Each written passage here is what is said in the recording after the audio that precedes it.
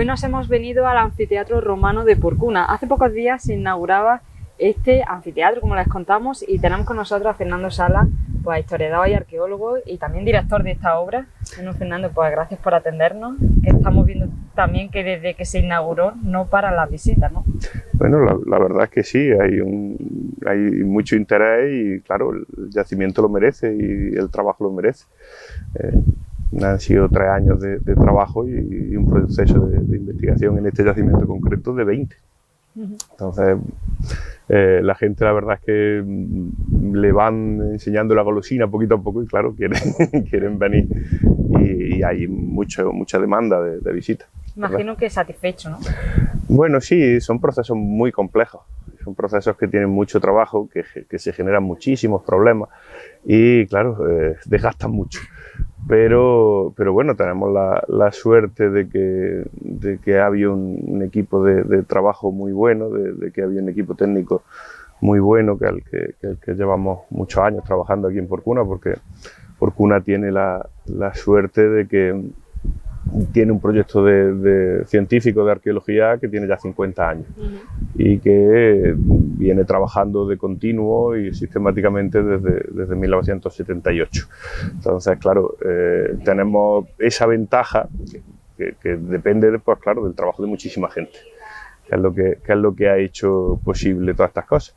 Y en este caso concreto, pues exactamente igual. Es decir, en este caso concreto, tanto el equipo técnico como sobre todo los trabajadores e incluso pues, todos los vecinos que han ayudado todo lo que han podido y han tenido siempre buena disposición, pues claro, lo que lleva a que luego las cosas salgan, porque realmente es un poco de loco.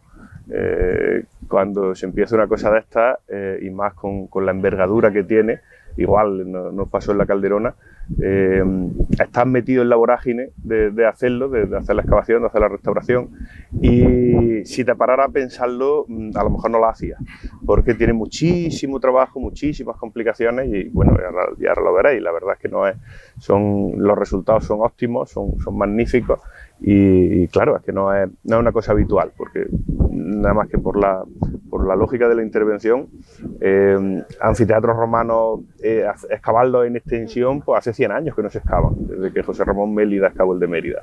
Entonces se han hecho cosas pequeñas, en los últimos 10 años se ha avanzado en muchas cosas concretas. Ahora se está terminando la excavación del de Cartagena, se excavó el de Córdoba, que está ahí en stand-by, se ha excavado uno pequeño en Torre Pardones, pero no se ha podido restaurar, se ha tenido que volver a tapar y le llegará también su hora.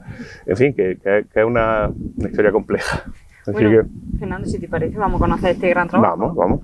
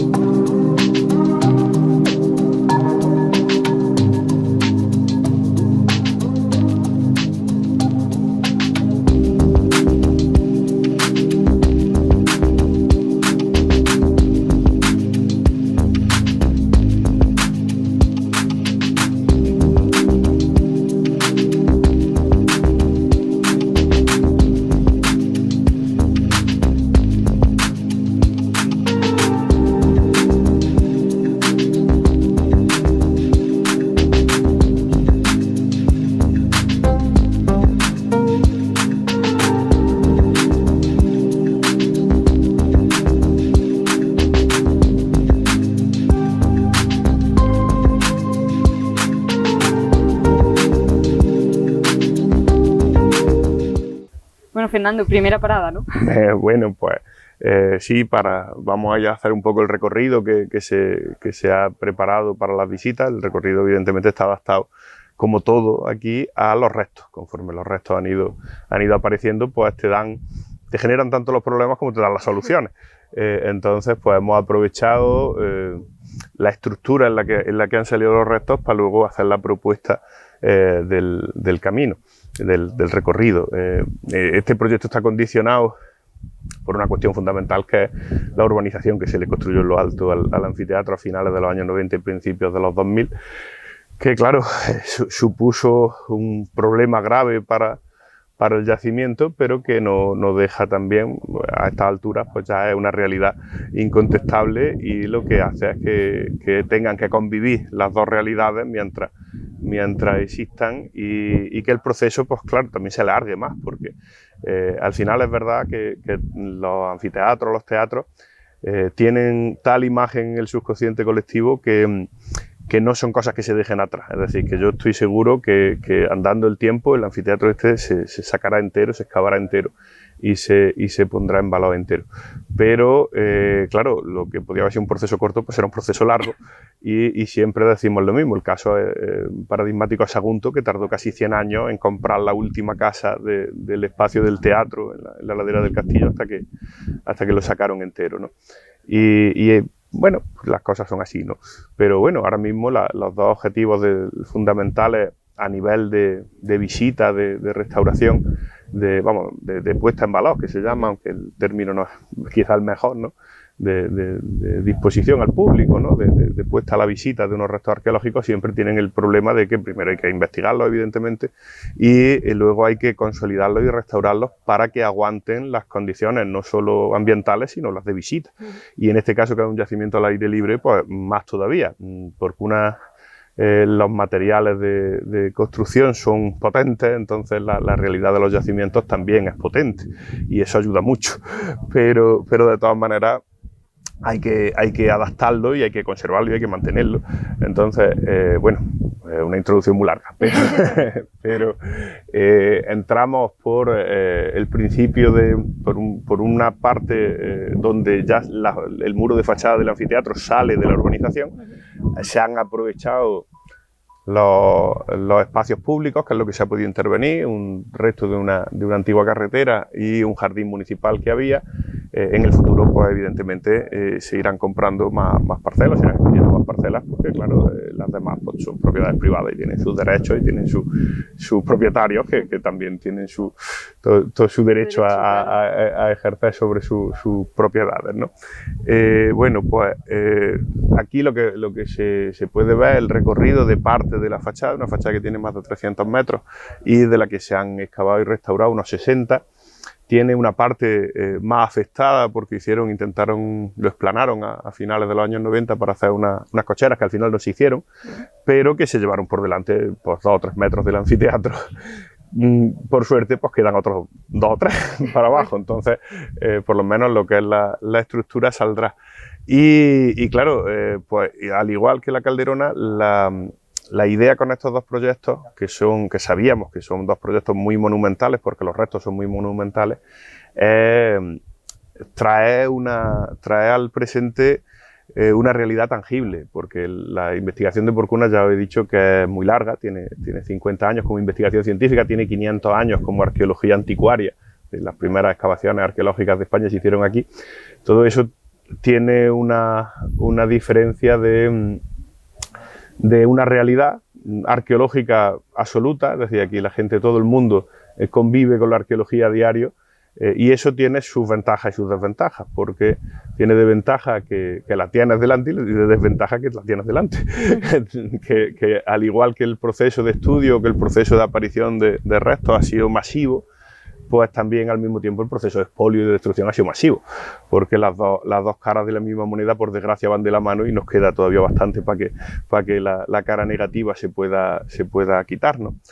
Pero bueno, la idea era que la historia es muchísima, pero se puede traer y se puede poner a la visita y poner a la vista partes monumentales de esa historia que sirvan, además de documentos históricos, que lo son, porque lo primero que son estos restos son un documento arqueológico, es decir, un documento histórico que además es patrimonio y que por tanto tiene que cuidarse y que mantenerse y que legarse al futuro, pero al mismo tiempo tiene que servir a nuestra sociedad, y para servir a nuestra sociedad pues hay que hacer esto, hay que sacarlo y hay que ponerlo de relieve. Y bueno, pues como veis, aquí en esta parte hay un poco un palimpsesto, que para que no lo sepa, un palimpsesto es un un documento medieval que se ha borrado para reutilizar el pergamino y se ha escrito encima. Entonces, andando el tiempo, se conservan las dos escrituras. Se conserva la antigua y la moderna y se pueden leer las dos, que eso es la ventaja para los investigadores. El que lo reutilizó no le gustaría que saliera la tinta de abajo, desde luego. Pero en este caso, pues se ha excavado hasta las cotas de los restos y, dependiendo de las preguntas de la investigación, de la excavación y también de los restos, pues se ha excavado más o menos. Entonces, en un mismo espacio están conviviendo restos de la primitiva cantera sobre la que se hace el anfiteatro, que luego se reabre tiempo después, tiene muchísimas fases, un edificio que está en uso más de 400 años. Entonces, claro, no es fácil. Pero bueno, así a grandes rasgos, pues lo que se ve es el muro de fachada, las puertas, los contrafuertes, algunos originales y otros que se le hacen después porque el edificio se les mueve, y finalmente sobre una secuencia de suelos de uso de 300, 400 años, los derrumbes gigantescos del edificio, que también están muy saqueados porque todos los canteros y toda la gente que ha pasado, piedra que han visto, piedra que se han llevado, y luego en la última fase pues se hace este camino que estamos pisando, se ponen de pie estas losas para contener el derrumbe y se hace el último camino con el edificio ya semiderruido y aún quizá en uso, es decir, se podían haber caído las gradas altas y quedar parte en uso. Pero es la fase final, porque ya después de eso ya son usos secundarios. En la Edad Media se utiliza como cantera y en la Edad Moderna y en la Edad Contemporánea y hasta hace 3 días se utiliza como cantera. Y también pues como espacio marginal, el derrumbe de esto y las canteras de alrededor distorsionan bastante la topografía, pero además hacen que los rellenos sean rellenos de una naturaleza pobre y hacen que no sea, que como tierra de labor no sea buena, que también ha sido uno de los problemas históricos de la parcela o del espacio. Bueno, ¿qué queréis? Vamos a adentrarnos más, ¿no? A conocer más sobre este yacimiento, ¿no? Bueno, vamos. Vamos a ir bajando y ahora.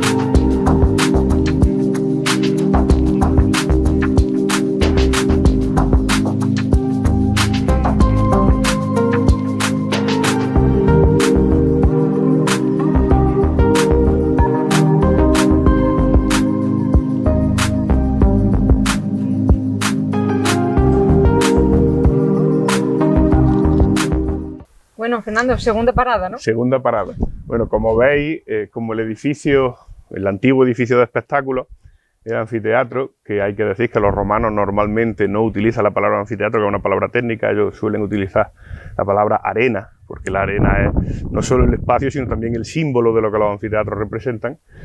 Pues como veis, se adapta a las laderas, porque siempre buscan un sitio favorable entre dos cerros, en este caso estos dos, el Cerro de la Horca y el cerro, este cerro de aquí atrás, el Cerro de la Horca y el Cerro de San Cristóbal, y está lejos de las murallas de la ciudad, está a unos 500 metros de las murallas de la ciudad, porque la ciudad está en pleno proceso de expansión y respetan una inmensa necrópolis que hay, que viene desde época orientalizante en este cerro de al lado, de detrás. Entonces se vienen al primer sitio favorable que tienen para hacerlo. Y, como os digo, por dentro, evidentemente, son planos horizontales. La grada tanto desde la arena, el podium, son simplemente planos horizontales. Pero por fuera tienen que adaptarse y eso ha permitido que se conserve pues, esta espectacular estructura que, claro, hay algunas mejores. La mejor que hay en España es las fachadas traseras del Teatro de Mérida. Pero allí se ve que allí se quedaron ya sin recursos porque el anfiteatro de Mérida es mucho más pobre en materiales, por lo menos en la parte externa. También por una lógica que también la contamos mucho, los edificios de espectáculos, Roma planifica cada ciudad romana, se hace imago Roma, a imagen de Roma. Entonces, normalmente la cultura romana, desde el final de la República y sobre todo en el Alto Imperio, se basa en una serie de usos, espacios, rituales y demás. Y esos se repiten sistemáticamente. Es decir, a toda la ciudad romana se le hace un foro, que es la plaza cívica, donde se hacen todas las representaciones políticas y en principio también el mercado, lo que pasa es que a partir de época de Augusto no, se cambia ya a Maquela, a mercados exteriores, y alrededor de eso se hacen los templos, la basílica, la curia, los calcídicas, todos los edificios y todos los espacios del foro. Se hacen las termas, que también es un uso social importante de los ciudadanos, todo esto de los ciudadanos, entiéndase, que no eran la parte privilegiada de la sociedad, o sea, había más esclavos que ciudadanos. Claro. Y a partir de eso se hace el programa, las ciudades medianas, grandes, hacen un programa de edificios públicos, al nivel de la ciudad. Entonces, que esa también es lo que hace la diferencia, porque según lo grande que sea la ciudad, o según los ciudadanos que tenga, que Salfeldi decía que en los foros y en los anfiteatros se miden los ciudadanos que hay en una ciudad, porque según el tamaño pues es la gente que pueda entrar. Lo primero que se hace es el teatro, que se hace para la élite, para los nobles, porque en gran medida era también teatro en griego y luego teatro en latín. Luego se hace el circo, el espacio para las carreras de caballo y de carro, y finalmente se hace el anfiteatro. Que el anfiteatro se haga al final no significa que se hagan los juegos al final, los múneras, los juegos de gladiadores, sino que se harían pues, en el foro, se harían en cualquier otro espacio acotado, pero hacer el edificio del anfiteatro supone un coste tan grande que siempre es el último. Y además hay una regla detrás que ciudad que tenga anfiteatro, el teatro y el circo los tiene, es decir, cierra el círculo, ¿no? de los edificios. En este caso, claro, van paralelos, que es lo importante aquí, los yacimientos con la ciudad. Y esto es el cenit y el ocaso de la ciudad de Obulco, porque la ciudad de Obulco venía desde la prehistoria antigua, eso, la suerte que tenemos de haber tenido un proyecto de investigación grande, primero con el proyecto Porcuna de Arqueología y ahora con Arquipo, que claro, en 50 años de trabajo con más de 300 excavaciones, pues claro, se sabe algo más que cualquier otro sitio alrededor, no porque no tengan, que también tienen, porque eso de ser el único, el más antiguo, eso en la arqueología no funciona. El más antiguo tenía alguien en el cerro de enfrente. Es decir, no hay alguien que sea el más antiguo. Siempre tuvo que haber uno que fuera el primero, pero que detrás del primero vino el segundo. Entonces, no, eso en la arqueología se llama el síndrome de Matusalén, que es creer que es mejor porque es más antiguo. En este caso, no. La arqueología se dedica a estudiar los procesos históricos y a estudiar la humanidad a lo largo de la historia. Igual que la historia. Es una parte de la historia. Bueno, total, que el edificio este coincide con el final del periodo máximo de poder de esta ciudad, que venía de ser un centro nuclear, un megasitio que se llama ahora en la literatura científica en la Edad del Cobre, desde el Neolítico final, que, o sea, la capital de un territorio, el centro principal de un territorio de decenas o cientos de kilómetros, que normalmente, si lo mira en un plano, se jerarquiza territorialmente. Es decir, el centro es muy grande y conforme te vas alejando del centro, los asentamientos van siendo menores. Y llega, pues, domina las campiñas y llega a la sierra, en fin, que conforma, según la hipótesis cada vez más contrastada de Paco Nocete y de Osvaldo Arteaga, conforma el origen de una civilización propia en el Neolítico, en el Valle del Guadalquivir, que luego se unirá a la próximo oriental y formará la cultura mediterránea, y la aparición, el surgimiento del Estado como formación política, de la desigualdad social, de la sociedad de clases, etcétera, etcétera, a partir del 3000 a.C. Y eso, desde ese 3000 a.C., que empieza a ser una capital, pues sigue siendo una capital no tiene momentos de vacío, no tiene momentos de abandono, hasta época de Augusto, hasta el Alto Imperio Romano. Que Augusto hace una cosa inteligente desde el punto de vista del Estado romano, que es cambiar Obulco por Córdoba, es decir, construir en Córdoba una nueva colonia mixta de ciudadanos romanos y túrdulos, y sustituir progresivamente a las capitales antiguas. Lo mismo se hace con Sevilla y Carmona, lo mismo se hace con Ampuria y Tarragona, lo mismo se hace en general. Bueno, Fernando, me surge la duda de cómo se construye, ¿no?, este anfiteatro, qué tipo de anfiteatro es, ¿no? Bien, pues mira, los anfiteatros tienen la suerte también de que hay más de 400 anfiteatros en el mundo romano conocidos. Realmente de los grandes como este no hay tantos, hay bastantes menos, pero el anfiteatro es una idea general de la cultura romana y por tanto son edificios en serie y que también tienen un proceso histórico propio como edificios que evoluciona entre ellos, ¿no? Entonces, al principio eran juegos funerarios en la protohistoria y evolucionan en el sur de Italia a convertirse en un espectáculo. Porque en principio, pues claro, era cuando moría un rey en Grecia, se supone, aunque hay más fuentes literarias que fuentes reales, pues sus guerreros luchaban entre ellos de manera ritual, incluso a muerte, dice la literatura, pero eso hay que creérselo también regularmente. Es decir, a lo mejor apañaban un enemigo pobretico y era el que moría para que muriera alguien. Luego pues ya es que los hijos de un cónsul pues pagan una fiesta para divertimento del pueblo, progresivamente, o los hijos de cualquiera, de cualquiera que tuviera dinero, claro, porque estas cosas no son precisamente baratas. Entonces, en torno al 200 a.C.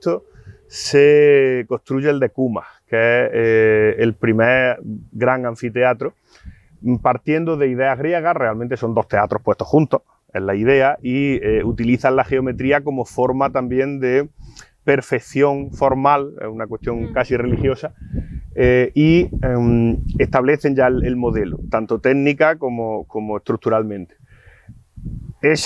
Hay muy poquitos de esa época y la mayoría de esa época son de madera y son o de zócalos de piedra pequeños y de alzados de madera. En España el ejemplo paradigmático de eso es Ampurias, que tiene un anfiteatro chiquito muy bonito, pero que solo tiene los zócalos de piedra y la estructura de madera se perdió.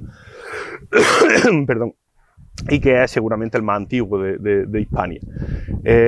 A medio camino está el de Carmona, que está ya en el segundo modelo, pero todavía no llega a la monumentalidad de este, que es una monumentalidad buscada a propósito. Este se basa en el de Pompeya, que lo construye Sila cuando conquista la ciudad en el 90 a.C., y ya se hacen macizos, se hacen rellenando las gradas los graderíos de escombro y haciendo, por eso tienen que hacer los contrafuertes, tanto los primeros como los segundos, porque una estructura maciza de escombro, a esta le faltan unos 15 metros para arriba. Es decir, de la cota que tiene, que es la cota de arrasamiento de la urbanización, pues imaginaros otros 15 metros de edificio para arriba. Claro, por eso se caen también. Este edificio se hace con una idea monumental a mediados del siglo I a.C., con unas técnicas todavía griegas, que todavía se pueden ver, como los marcos de anatirosis, la estructura de piedra seca, la sillería monumental, megalítica, en el intento, y si os fijáis, la imagen que da una imagen de muralla, porque la idea, incluso muchos de estos están vinculados a las propias legiones que están aquí invernando, porque la guerra se hacía en verano durante las guerras cántabras, por ejemplo, y antes, desde antes incluso de la guerra civil. Entonces los legionarios en invierno pues los dedicaban a hacer obras públicas. En este caso no tenemos datos para afirmar que fueron los legionarios los que lo hicieron, lo mismo que no tenemos datos para afirmar que fuera Julio César el que lo hace o el que estuviera por aquí, pero está alrededor porque el final de ese proceso, lo que os decía antes, Ivolca, que es el primer nombre conocido de la ciudad de Porcuna, que se puede situar en torno al 500 a.C. el nombre, aunque aparece en el 220 a.C. en las monedas. Bueno, pues Ivolca es la capital, la ciudad principal de un pueblo extenso que las fuentes llaman turtos o túrdulos, y que exagerando mucho, es decir, dando sus límites máximos, pues va más o menos entre Mérida y Granada, y entre Jaén y Écija, un poquito más allá de Écija, o Búlcula, que es el actual castillo de la Monclova en Fuente de Andalucía, que tiene el nombre, que tiene una reducción del nombre de Obulco, es decir, que se llama la Pequeña Obulco, por algo sería. Bueno, pues ese es más o menos el territorio, contando con que son pueblos que todavía no han llegado a una fase nacional o a una fase imperial, con lo cual son más confederaciones de gentes que se consideran iguales o que se consideran de un mismo origen y que nacen de la destrucción del cambio cultural del orientalizante a lo que se conocen como sociedad ibérica, a la segunda edad del hierro, a la protohistoria reciente. Bueno, pues en ese momento esta es la capital, desde el 800 a.C., que tiene un proceso de reforma urbanística cuando los fenicios y los griegos llegan a comienzos de, bueno, a mediados del orientalizante, y traen todas sus tecnologías y provocan un cambio cultural también con sus imágenes, más que con sus ideas y con sus imágenes, provocan una hibridación. Bueno, pues desde ese momento la ciudad tiene 102 hectáreas amuralladas, es la ciudad más grande de la península ibérica, y esas 102 hectáreas amuralladas las conserva hasta que llegan los musulmanes, pero antes, en el Alto Imperio, en torno al cambio de la dinastía Flavia, sufre un proceso de abandono que la deja más o menos en la mitad, que es el cambio del poder a Córdoba. Bueno, pues antes de esto, ya os digo, la ciudad mayor, la segunda y la tercera en toda la Hispania protohistórica y en toda la Hispania romana, son Cástulo y Cádiz, que tienen entre 45 y 50. Es decir, que tienen la mitad de la ciudad amurallada esta. Su razón de ser es que puede soportar esa población por la capacidad productiva de las campiñas, más todo lo que controle esa gente alrededor, porque también controla las minas de la sierra, en fin, que tiene una estructura amplia. Bueno, pues al final de ese periodo túrdulo, digamos, llega Roma, la Segunda Guerra Púnica, y la romanización, la conquista de Hispania, que no es igual en todos lados, porque algunos pueblos, estos parece que los túrdulos son en momentos aliados de Roma, federados de Roma. Todavía una de sus ciudades, Épora, Montoro, conserva el nombre de Épora Foederatorum, de los federados. Y al final, en la guerra civil de César y Pompeyo, en el 45 a.C., entre el 49 y el 45 a.C., está del bando ganador, está del lado de César, porque la guerra se hace fundamentalmente alrededor del Mediterráneo, pero después de la batalla de Tasos, que es la última batalla, pues César ha ganado la guerra, teóricamente, pero se sublevan los dos hijos de Pompeyo, pasan de África a Hispania, sublevan la provincia y sublevan a todas las ciudades menos a dos, menos a Obulco y a Ulia. Ulia es el actual Montemayor. Entonces, el ejército pompeyano rápidamente forma un gran ejército y atacan Ulia, la cercan. Ulia no se rinde, por eso luego la llaman Ulia la Fiel, Ulia Fidentia, y César se ve obligado a mandar aquí a sus legiones, tanto del norte de la península ibérica, de la provincia Hispania Quiterior, como algunas incluso de la Galia, las manda a marchas forzadas con postas de caballos corriendo, y vienen aquí a marcha forzada, y él tarda, según las dos fuentes que hay, 24 o 27 días en llegar de Roma a Obulco. Primero en barco a Cartagena y luego en carro hasta aquí. Aquí organiza sus tropas, es una guerra extraña porque es una guerra en invierno, que no es lo normal. Aquí recibe a algunos exiliados que vienen exiliados políticos de la sublevación, y desde aquí marcha contra Córdoba, organiza su ejército con los dos generales principales, que son Quinto Fabio Máximo y Quinto Pedio, y marcha sobre Córdoba. No la puede tomar porque el río va crecido, no hay puente y no hay manera de atacar Córdoba, y se vuelve contra la campiña, contra Tegua, contra Ulia, libera Ulia, y al final pues se persiguen los dos ejércitos hasta que dan la batalla de Munda, que 2000 años después todavía no sabemos dónde está, porque, hay que decirlo fácilmente, el que escribió los comentarios de César, lo que luego se llamó el Bellum Hispaniense, la guerra de Hispania, era un lugarteniente de César, un general, un centurión, no lo sabemos, y sabía muy bien por dónde iba el hombre, pero no sabía dónde estaba. Entonces describe muy bien la situación, pero se le escapan las ciudades, se le escapan. Entonces lo de Munda sigue siendo, no hay ninguna ciudad, es una referencia única, es una cosa rara en la literatura, porque cuando hay una referencia única algo va mal. Es decir, normalmente cualquier referencia en la literatura, en las fuentes clásicas o en las fuentes medievales, tiene varias referencias, no tiene una sola. Entonces Munda tiene una sola, y eso, una sola fuente, y eso es conflictivo. Bueno, total, que gana la batalla de Munda, Dice el Bellum Hispaniense que mata a 20.000 cordobeses en represalia por haberse vuelto contra él, porque claro, César había estado antes de la guerra aquí como con un cargo provincial y había hecho sus clientelas y había hecho sus amigos y demás, que también por eso estos son aliados suyos, no son aliados gratuitamente. O antes de la guerra o después de la guerra le concede a Obulco la condición de municipio romano, de ciudad romana.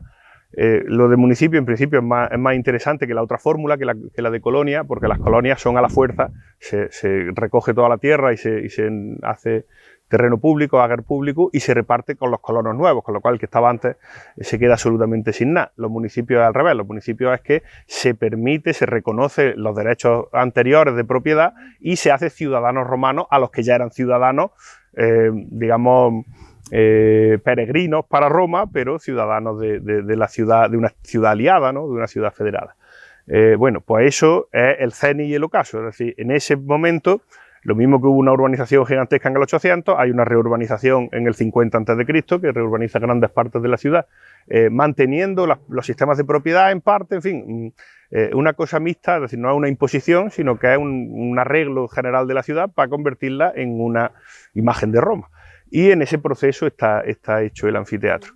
Entonces el anfiteatro es un anfiteatro antiguo, porque es de los primeros, del segundo tipo de anfiteatro y de los más antiguos. La mayoría de los anfiteatros se construyen un poquito después, es decir, se construyen en el margen que va entre el 20 después de Cristo y el 70-80 después de Cristo, con un punto de inflexión claro que es el Coliseo, que se construye entre el 70 y el 80 después de Cristo, que ya corrige el problema que tenían estos, porque el Coliseo ya se hace con arcos y bóvedas que se contrarrestan unos a otros y ya no tiene cargas laterales que lo derriben, y de hecho si los romanos no lo hubieran saqueado durante toda la Edad Media y la Edad Moderna, salvo una grieta que tiene en medio, probablemente estaría entero, como están los que se hacen a partir de él, Nimes, Arles, Itálica, el Gem, que es el menos conocido y es espectacular, en Cartago, al sur de Cartago, en Túnez. Esos ya se hacen a imagen del anfiteatro Flavio y son los últimos. El centro del fenómeno de los anfiteatros se hace entre eso, en el Alto Imperio, a partir del reinado de Augusto y hasta el reinado del principio de la dinastía Flavia. Vamos, que la historia continúa y nosotros vamos a continuar también, ¿no? Claro, claro.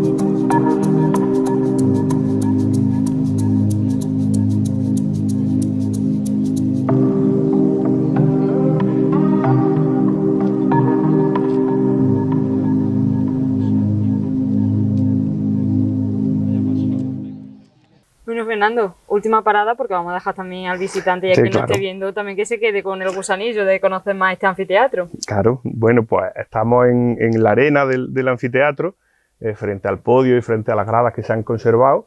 Y bueno, una de las cosas que queríamos también con el proyecto, que se ha conseguido, creemos, eso lo tienen que decir los usuarios, los visitantes, es que se dimensionara el edificio, porque el problema que teníamos antes es que nosotros lo veíamos muy bien porque tenemos formación para verlo, pero la gente venía y decía, pero esto está dentro, está fuera, ¿esto qué parte es? ¿Esto qué? Porque en una cosa tan gigantesca, que el edificio en sí mismo tiene 10.000 metros cuadrados, tiene una hectárea, decía un barrio entero. El barrio actual es más pequeño que el anfiteatro, y está condicionado por él porque está montado en la plataforma que dejó el anfiteatro. Bueno, pues la idea era que el que venga pueda primero integrarse a la altura de los restos, es decir, pasear por el nivel que se conoció en época romana, que es lo que venimos haciendo, y que puedan ver la fachada, ver las puertas, ver cómo es la fachada y entrar al pequeño sector, que ya os digo, en total se ha excavado, no ha llegado a un 20%, pero ya permite, como el anfiteatro no deja de ser una elipse regular, pues permite entenderlo.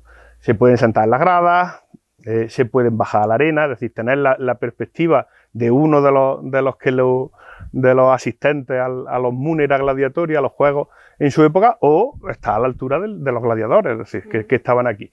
En este espacio pues ha salido el podio, el muro del podio, que se ha restaurado porque las losas las dejaron los musulmanes en la Alta Edad Media, había mucha piedra buena, pequeña para llevarse, entonces las losas las dejaron como si tal cosa, porque tenían más trabajo partirlas y manejarlas. Las 3 losas que forman el corredor del podio y lo que se llama proedria senatorial, la ima cavea, la cavea más baja. Los edificios estos tienen 3 caveas, la ima, la media y la suma, que son los 3 sectores de la grada. Y como en este caso son previos a la Lex Iulia Theatralis, a la ley de los Julios sobre los teatros, la ley de Augusto sobre los teatros, pues no está dividido, sino que tiene solo la ima cavea, que es donde se sientan los senadores y los magistrados, los cargos públicos, y la cavea general, la media y la suma, que es donde se sientan los ciudadanos. Normalmente las mujeres o los esclavos no venían, los esclavos casi nunca, las mujeres muy poco. Y los otros habitantes de la ciudad, que se llaman íncolas, que no son ciudadanos, podían venir, pero a la última grada. Y esto siempre ha sido igual. En el otro lado de donde estamos, en el centro, estaría el Tribunal Editoris, la tribuna donde se sentaban los alcaldes, los duoviros, o el editor, el que pagaba el espectáculo, si era un espectáculo privado, porque podían ser de ambas naturalezas. Y en este caso, que estamos sobre el espacio justo de la arena, lo que hemos dejado a la vista, porque está la arena en sí, han quedado muy pocos restos de los niveles de arena, que son niveles de arena, pequeños niveles de arena rubia, solo pegados a la pared del podio, porque el resto en el siglo XVI lo reconocieron en 1570 y en una euforia de esas pues lo limpiaron la arena y llegaron a lo que estamos pisando, que es el nivel geológico, el nivel de canteras manipulado por los romanos, recortado por los romanos para hacer la explanación en la que se dibujó el anfiteatro para construirlo. Igualmente tenemos la cárcel, una de las cárceles que por la simetría del anfiteatro pues tiene que haber como mínimo 4, porque la cárcel esta está simétrica a otra y en medio tiene una de las puertas principales del eje mayor de la elipse. Ese eje tiene a la calle la puerta del Triunfo, la Porta Triunfali, y esta puerta que ya está en la propiedad de al lado, que algún día la sacaremos, Dios mediante, o la sacarán, es la Porta Libitinaria, que es textualmente la puerta de los que se quedan blancos, la puerta de los muertos, que se enterrarían en una necrópolis detrás del anfiteatro. Entonces, estas cárceles son las habitaciones que utilizan tanto los gladiadores para salir al ruedo, digamos, a la arena, como para la tramoya, para los elementos, y para encerrar fieras en el caso de que se hicieran venaciones, porque las cosas que se hacen en un anfiteatro son fundamentalmente o combates de gladiadores, normalmente por pareja y reglados, es una cosa muy ritual, se parecería a la lucha libre estadounidense, al pressing catch. Es decir, no es un combate a muerte normalmente, porque un combate a muerte vale muchísimo, sino que es una demostración. Y la demostración, normalmente, cada pareja de gladiadores, con toda su parafernalia, con toda su panoplia, tenían detrás cada uno un árbitro que llevaba una vara o un silbato, y si veía que se pasaban de euforia, pitaba para que pararan, para que no se hicieran daño, y si veía que no se arrimaban, pues les daba con la vara para que se arrimaran. Porque el espectáculo había que mantenerlo. Y al mismo tiempo se hacen venaciones, que son cacerías de animales salvajes o combates con animales salvajes. Y una cosa menos agradable, que es que en el anfiteatro se utiliza como espectáculo público las ejecuciones de los condenados a muerte. Y la no infamante, la ciudadana, hay que respetar el cadáver, normalmente se le clava una espada para que el cadáver se quede entero y bien, para que se puedan hacer los ritos funerarios. Y en el caso de las persecuciones a los cristianos, que son menos de lo que luego los cristianos dijimos, pero que fueron, o de otros delitos contra el Estado y demás, pues se hacen damnatio ad bestias, que es la muerte con una bestia, que puede ser un león, que menos el león siempre es la imagen recurrente, pero es el más caro porque hay que traerlo de África y demás y demás. Hay en Córdoba hay un lanista, hay un hombre dedicado a mover fieras, que está testimoniado en una lápida y que tiene una escuela de gladiadores en Córdoba y demás. No sabemos si aquí había ludus, que es el edificio donde viven los gladiadores, porque no sabemos si es tan continuo, no debe, porque en este caso son fiestas que no son continuas, son una vez al año, 2 veces al año. Entonces los gladiadores son más itinerantes, es decir, van entre todos los anfiteatros que hay, pues las ferias, igual que los toros no son una derivación, la tauromaquia hasta el presente, no es una derivación directa del anfiteatro, pero sí es una derivación psicológica del anfiteatro, es decir, se construye igual, aunque no es no es lineal culturalmente, ¿no? Con las bestias, pues más que leones, se usaban toros o osos. Y claro, te ataban a un poste y te dejaban que un animal ya preparado para matarte te matara. Pero eso ya es menos agradable. Todo hay que decir, y con eso casi que podemos darlo por visto, que esto consiste en traer la violencia a sociedades que ya han dejado de ser violentas. Es decir, la provincia bética, las provincias hispanias, que tiene en ese momento 2 grandes provincias, la Hispania citerior tarraconense y la Hispania ulterior baética, bueno, pues es una provincia senatorial, es una provincia bajo el control del Senado, o sea, pacificada, en la que ya no hay guerra. Las provincias en las que hay sublevaciones, guerras o contingentes que se consideran, contingentes de población que se consideran no romanos y potenciales enemigos, las tiene el emperador, son provincias imperiales. Entonces, en esas sí hay guerra. Bueno, pues esto consiste en traer la guerra, la violencia, que es la base del poder de Roma, y la idea de la sangre también como símbolo de esa violencia, a las sociedades que no son violentas y convertirlo en un espectáculo. Los juegos de anfiteatro suponen el primer espectáculo de masas de la historia, que congrega a una sociedad dentro de un edificio y que no se va a volver a repetir hasta el fútbol, hasta el siglo XIX, hasta los estadios de fútbol. Entonces es una condición o una representación de una sociedad muy avanzada que ya se está convirtiendo en una sociedad de masa. Y funciona como tal. Pregunta. Bueno, la verdad que preguntas yo creo que ahora mismo no tengo ninguna, porque ha sido una gran explicación y un gran trabajo que se ha llevado a cabo, como has explicado, ¿no? No sé si, por ejemplo, en estos pocos días, ¿qué es lo que más le llama la atención al visitante? Bueno, habría que hacer una encuesta, a propósito. No sé si a lo mejor la pregunta, la más dudas que tiene. Tanto en la Calderona como aquí se han producido 2 reacciones importantes. La una es de sorpresa, de impacto ante los restos, porque también es verdad que nosotros en eso procuramos trabajar en silencio. Es decir, no funcionas con ruido, porque venimos de una escuela de la arqueología que fundamentalmente de la historia total de la arqueología social latinoamericana y del Instituto Arqueológico Alemán. Entonces, esta gente prefiere trabajar mucho y que cuando presente algo sea porque lo tiene seguro y porque está hecho. Eso ayuda a que el impacto sea mayor, evidentemente, que si lo retransmites día a día.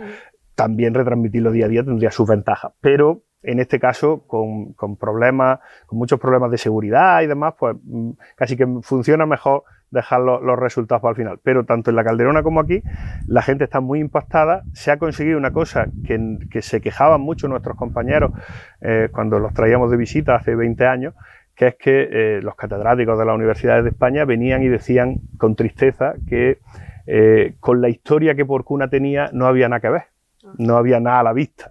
Bueno, pues eso se va cambiando, es decir, sigue la investigación sigue, pero también ya hay cosas que ver y cosas que tienen la realidad, la materialidad de lo que fue, porque un anfiteatro de estos, pues no está, este anfiteatro, en el momento que se construya, es el más grande de la península ibérica, es la ciudad más grande de la península ibérica, es prácticamente igual en dimensiones y en estructura al de Mérida, lo que pasa es que el de Mérida es un poquito posterior y tiene otras técnicas, este tiene técnicas más helenística y romana republicana, el ciclopeísmo, el opus vitatum, es decir, cosas concretas, y el otro ya está hecho de otra manera y funciona de otra manera. Pero bueno, entra dentro de la misma lógica de grandes capitales. Mérida va a ser la capital de la Lusitania, de la provincia lusitana, que también es una parte de la Hispania Citerior, y esta, pues al revés, esta se va a convertir en una ciudad secundaria respecto a Córdoba, progresivamente, en torno al 70-80 después de Cristo.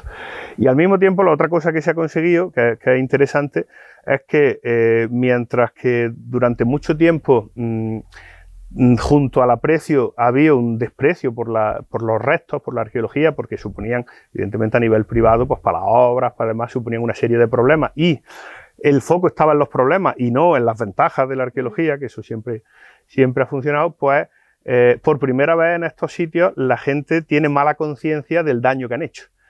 Es decir, hay mucha gente que dice, bueno, si esto, lo que se hizo aquí, lo que se ha hecho y en tal sitio, y que no teníamos que haber hecho, y que no teníamos que haber hecho, y que no teníamos que haber hecho. Entonces eso es un paso adelante dentro de toda la lógica. Para Porcuna, evidentemente es un jalón, es un punto de inflexión, porque supone ponerse en el mapa con dos cosas de nivel prácticamente mundial, tanto la Calderona como esto, junto con otras muchas cosas más, y claro, y no deja de ser el camino para continuar tanto en la excavación y en la investigación, porque ahora pues tenemos mil retos más y 1000 proyectos más, y tenemos la suerte de que el ayuntamiento, desde hace 20 años, con el alcalde, con Miguel Moreno, una de las grandes ventajas, nosotros con el alcalde nos peleamos prácticamente todos los días, pero una de las grandes ventajas que tiene es que él no considera nada imposible. Entonces, esto hace 20 años era imposible, bueno, pues ya es una realidad. Entonces, que no puedes pensar que las cosas se paran, que las cosas avanzan y se le irá buscando las maneras. Entonces, es importante porque en los anfiteatros en Hispania ahora mismo hay, en la Hispania romana, hay 5 anfiteatros visitables, este ya sería el 6º, aunque sea muy parcial. El que menos visitas tiene 1 millón de visitantes al año. Entonces, claro, lástima que no lo hubiéramos sacado hace 30 años cuando se podía sacar entero rápido, pero bueno, pero esa es nuestra maldición o nuestra penitencia. Ahora tenemos que hacerlo de otra manera y no tiene más, y seguir, no hay más. Y bueno, y también vosotros hacéis ese papel, los medios de altavoz, para difundir las cosas, que también es un proceso complejo y que necesita trabajo y necesita dedicación como todo lo demás. Así que muchísimas gracias. Muchísimas gracias a ti, y ojalá algún día podamos ver esa expansión, ¿no? Bueno, poquito a poco, ya os digo, esto hace 20 años no se podía ni soñar, tanto una cosa como la otra. La cisterna de la Calderona ha costado 50 años de proyecto, hasta que se ha podido hacer visitable. Hoy todo el que la ve sale con 2 ojos como 2 platos, porque ni se la esperan, ni una cuestión de primer nivel en la arqueología romana. Y esto es exactamente igual. Entonces, es simplemente ir poniendo piedrecitas para ir poquito a poco, claro, para ir poniéndola de relieve, porque la historia se conoce. Hay uno de los grandes problemas que tenemos los historiadores, y con la relación también con los periodistas, es que hay mucha más historia de la que se cuenta, y hay muy buena historia, se hace muy buena historia en España, pero no tiene la difusión que tendría que tener. Entonces en esa guerra estamos, y hay que seguir. Así que muchísimas gracias a vosotros por vuestro tiempo y por darnos la oportunidad, y bueno, y a toda la gente. En eso sí, por cerrar con una sola cosa, pues agradecer a toda la gente que ha participado, desde la gente que ha venido a barrer las calles, que todos han puesto su granito de arena, y muchas veces muy por encima bueno, aquí los trabajadores muy por encima del sueldo, porque la única ventaja que tiene la arqueología todavía es que cuando la gente se la cree, se entusiasma y lo hace suyo y se involucra mucho más. Pero que esto se ha hecho por el trabajo de muchísima gente, por el trabajo de todos los técnicos, por el trabajo de los trabajadores, por el ayuntamiento que ha puesto todos los medios, y por el alcalde que tiene esa virtud de insistencia. Y bueno, y aquí estamos, y seguiremos si nos dejan. Seguro que sí. Muchísimas gracias, Fernando. A vosotros.